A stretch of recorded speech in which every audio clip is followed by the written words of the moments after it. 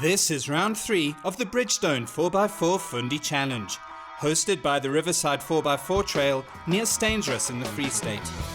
Here the teams were in for a very early and -5 degrees Celsius start. But before we get to this rough and tough event, a quick recap of the first 2 rounds. The Serendipity 4x4 trail near Modimolle in Limpopo hosted the first round, showing that a tug-ship-sized 4x4 can still give the smaller vehicles a go. Robert and Lihane Hale won in their big Isuzu Trooper V6. Richard Marcus and Hannelies Claessens in a Mitsubishi Triton were second, followed by the short-wheelbase Mercedes Gelandewagen of Graham Yip and Bruce Haynes. The teams then headed to the Leeuwenkloof and African Dream Adventure Complex near Hardebeespoort Dam. Although the 4x4 tests were tough, the event was cancelled after several out-of-control felt fires in the area threatened the safety of the competitors. So with only 1 round of points in the bank, the 50 Fundi teams were keen to cash in on this Free State leg of the challenge.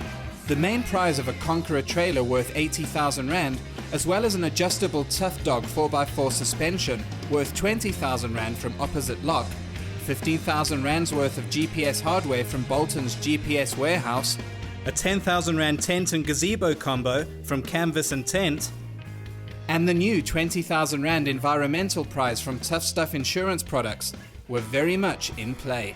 Before the action got underway, the customary scrutineering process had to be completed. Measurements of the wheelbase and the ground clearance and safety kits and recovery points are verified.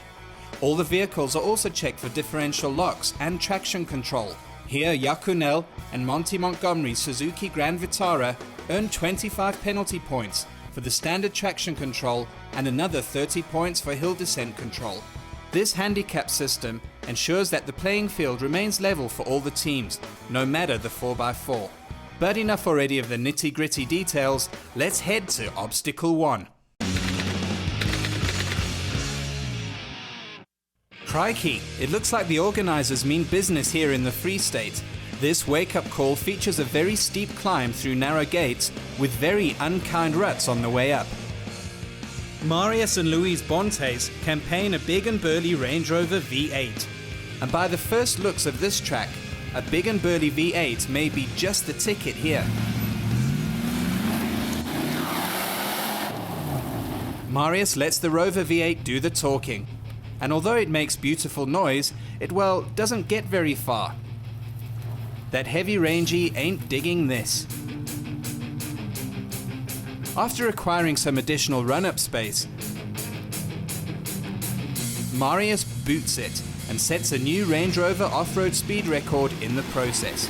Still with bags of penalties, the team leaves this obstacle with 0 points in the bank. From upsize to downsize we go. This is the virtually standard Suzuki Jimny of Marius van Vieren and Esme Minnar, powered by a 1.3 litre engine. This little Zouk, however, has one major factor that counts in its favour, and that is its low weight. Using much less right foot than the Rangy, Marius scuttles up the obstacle. But, oh no, the Suzuki stops at the last hurdle.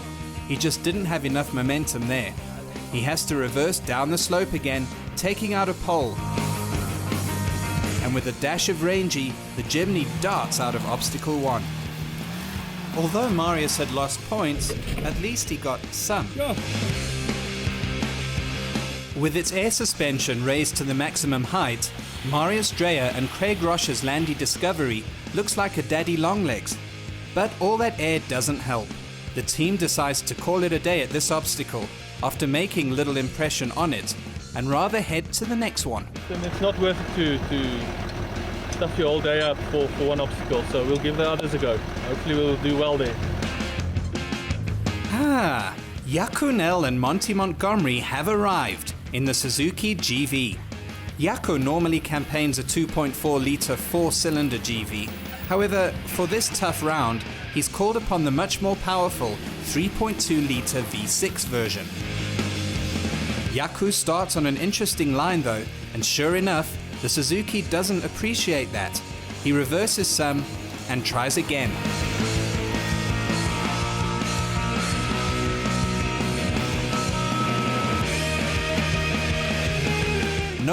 that's not working. He reverses some more, killing a pole, and tries again. And yes, finally the GV makes it up. So what went wrong there, Yaku? The surface is obviously very loose and incorrect tire pressures. I think that's the big thing here. Okay, so just about everything then. Saki Kutsia and Christo Davids are next in their Isuzu Frontier. Saki is known for a lot of things, but a delicate right foot is not one of those things. With the charge of the Isuzu Brigade, Saki makes it up after killing 2 poles. A cunning plan, Saki? Nee, daar was nie vir nes daar gewees het. Hy is brute force and ignorance. For the winners of the opening round, Robert and Nihane Hale, the event has taken a turn for the worst. A tie rod has snapped on the big Isuzu, and even though Robert could replace the offending part, more serious damage meant the trooper was out of the game, scoring 0 points here. On that somber note, let's head to Obstacle 2.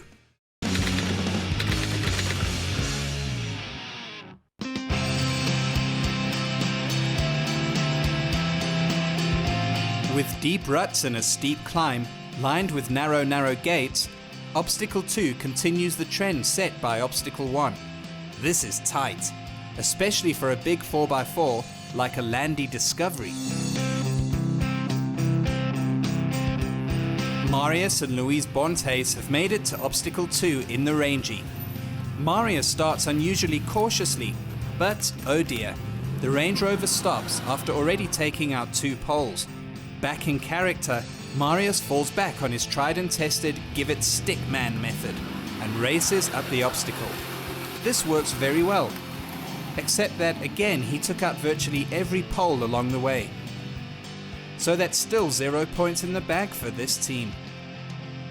This is Stefan and Tristan Winterswerven in a cool Jeep Wrangler. Taking a far more circumspect approach, the Jeep starts out brilliantly, but no, that was too slow.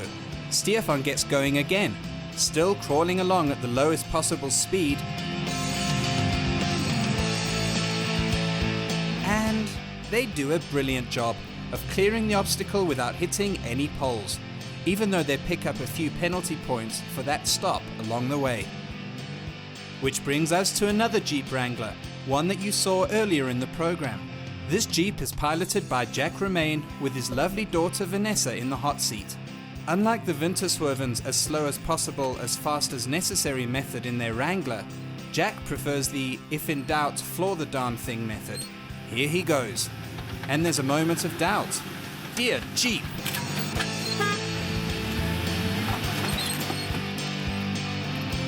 Jack certainly didn't spare the horses there, and he doesn't have any points either. Gee whiz. That was a rough one. Martin Eddy and Rian Harmsa are in a very long Nissan hardbody double cab. On an obstacle such as this, it's like trying to do parallel parking in a shopping centre with an 18-wheeler truck. Martin decides to take out the first pole to get a better run at the following gates. But it doesn't help. The Nissan hits several poles on the way up, and the team earn no points. The reason the teams are struggling so much here is a cunning new measure the organisers have introduced.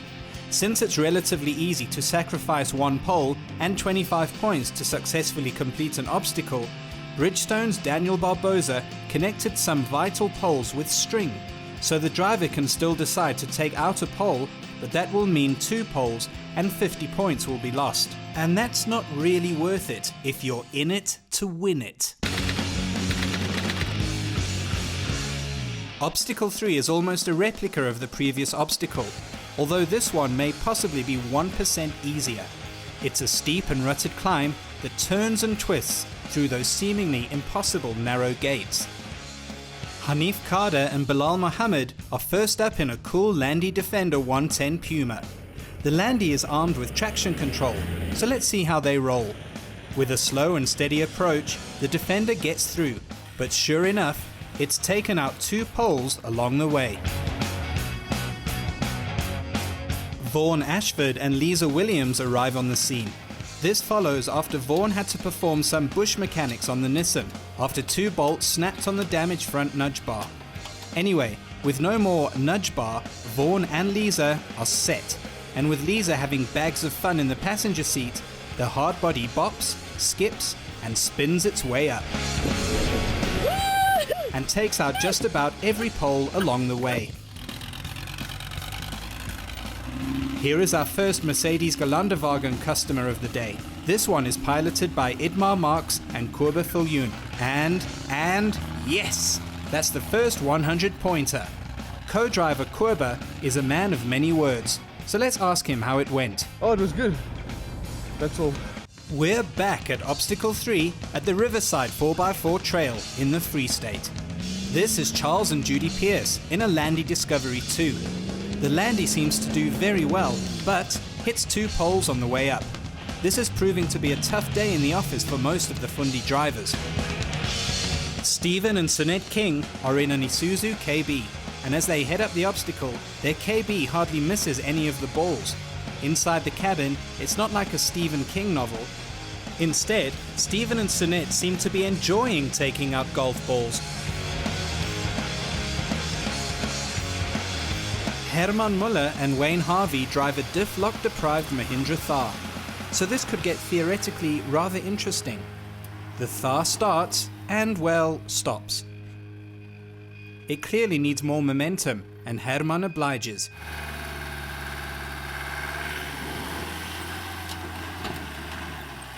The Mahindra bounces its way up the obstacle in a most entertaining fashion.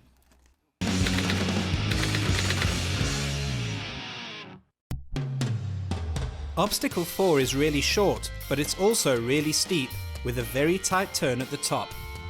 Adriaan Oukamp and Gerrit van Wyck's Range Rover V8 isn't exactly a nimble little 4x4 number, and in this test, nimble is probably key. Thankfully, the camera in the Range Rover is very securely mounted. Or maybe not so much. Anyway, Adriaan aims the red van into the obstacle and, oopsie rangy, 2 golf balls have been knocked from their perches on top of the poles. So that's 50 points gone. Llewellyn Edwards and Frikkie Kuchelenberg normally drive a long Land Cruiser bakkie. For this event, they swapped the long cruiser for a wide FJ cruiser. Good thing Llewellyn has a plan with the FJ's extra girth. It's called the Llewellyn-o-meter. Oh, do tell, Llewellyn. Just easier to see the corners of the car being so wide, it's a mission to see it. So we just made a mark a plan there in the corner of the bumper with some duct tape and some poles. And yeah, so far it's helped us today a little bit. Right, so let's see how well the technologically advanced Llewellyn-o-meter system works.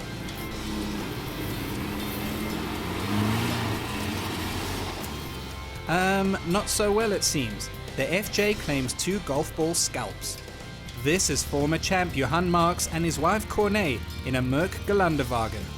The G-Wagons are very capable 4x4s, but its turning circle isn't its best feature.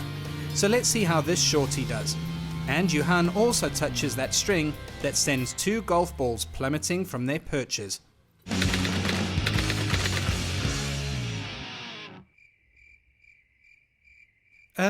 This would have been part of Obstacle 5, but it was cancelled. So, hi-ho, and on to number 6 we go. Yeah.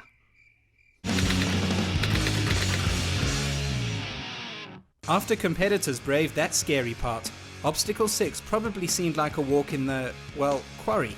It's a short but steep and slippery climb through those narrow gates, and there's even a golf ball, perched on a mini pole on the proverbial middle monarchy.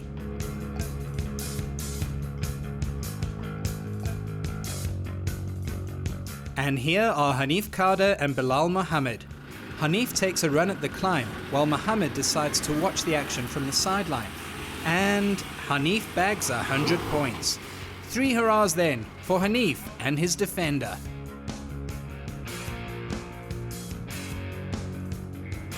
This is Johan Blanche and Marlene Muller. Indeed, the runners-up of the 2011 challenge have swapped their Isuzu KB double cab for an older single cab. It's also shorter, so it will be better suited to this type of track. And yes, the Isuzu bags 100 points. Jaco and Reniet van der Lith in an Isuzu Frontier always have a plan in their pocket. So what's the cunning plan for this obstacle? Not to touch the poles. Try and keep the momentum. Wow, now that is a strategy. So Jaco tackles the obstacle in his traditional Ari Vatanen style and bags full marks for his cunningly brilliant plan.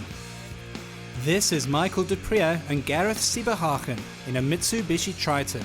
Will the kids at Triton also score full marks? And here comes the Triton, and there goes the Triton. Oh crikey. Michael tries again, but the Mitsubishi is on strike. Finally, with the rear diff lock engaged, the Triton gets up the incline rather easily and takes out that middleman golf ball in the process.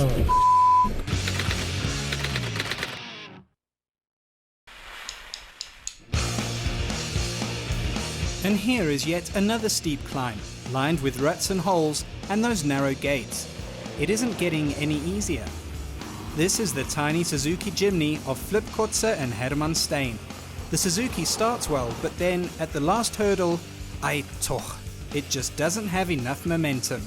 The Jimny rolls back, and with the 1300cc engine doing its high revving thing, the Suzuki makes it up. In the 2010 season, Lichtenberg's Wimpy Olivier was dubbed the Wimpinator after he attacked one difficult obstacle with much ferocity. Now in a turbocharged Toyota Land Cruiser diesel pickup and partnered by his brother Rieder, let's see if he will Wimpinate this obstacle. Oh dear, he was too slow. The powerful cruiser also has to roll back and take another run at the last crest. And he's through. Hey Wimpy, what went down there?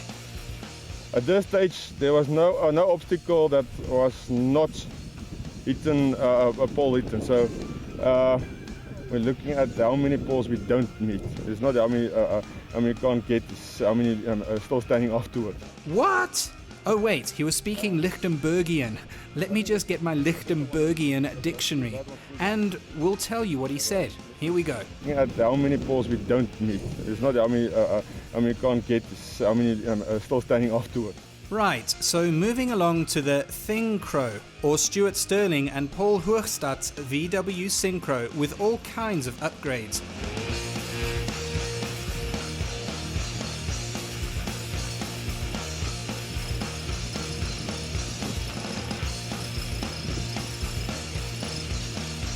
The wheeling bus drives over the first pole and then takes another one out at the last gate. But amazingly, the big old bus bags 50 valuable points here.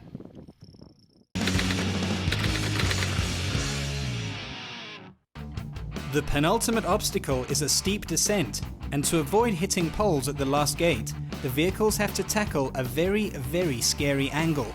It's the kind of obstacle that absolutely and definitely does not suit a big VW Synchro bus. So let's see how a big VW Synchro bus handles this one. This is Dean and Alan Levine pretending that doom is not around the corner.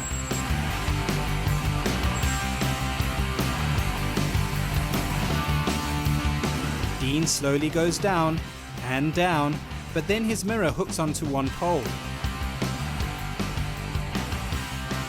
And at the last gate, Dean and Alan get to eyeball the very golf ball and pole they are about to take out. Yep, she's gone.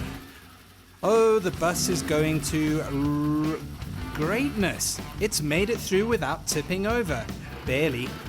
This is Dirk and Yolanda Lowe in a Jeep Wrangler Unlimited. With Yolanda giving directions, let's join Dirk in the Jeep's cabin.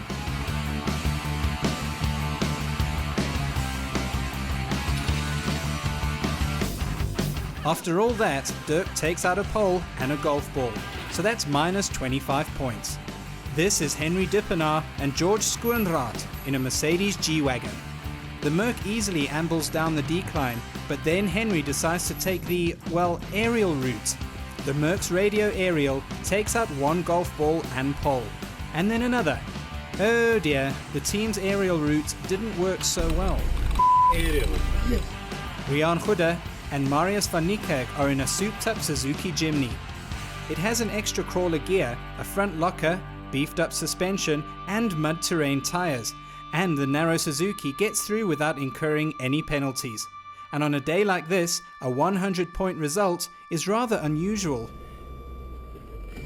On that. The last obstacle doesn't look so tough, but it sure ain't easy.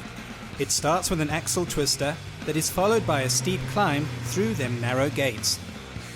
Johanna Mareka Reichel's relatively short wheelbase Toyota Fortuner should do well here. Johan starts up and then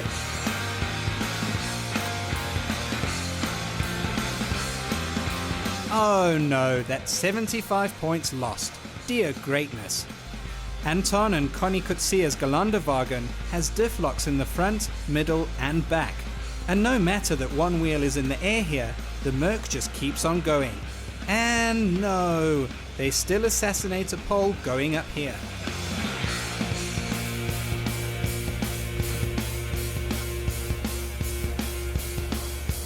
And so, to the last 4x4 on the track. It's the short wheelbase Mitsubishi Pajero V6 of Carl Pretorius and Franz Kronberger. Oh dear, the Pajero flattens a pole and then sends a golf ball flying. And if you think the action was thick and fast on the outside, look what went down in the Pajero's cabin. That was quite a ride, and that, as they say in the classics, is that.